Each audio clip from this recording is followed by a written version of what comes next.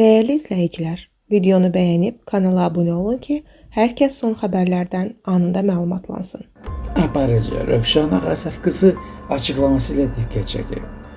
O, şəxsi həyatını hər kəsdən sir kimi saxladığını bildirir. Sən əxlaqsızsan, 50 yaşında ərə gedirsən. Bu nə deməkdir? Nə düşüncədir? Məni indi bəlkə qınayacaqlar. İnanın ki, bu şəxslər də həmin çətirlərdən istifadə edəcəklər.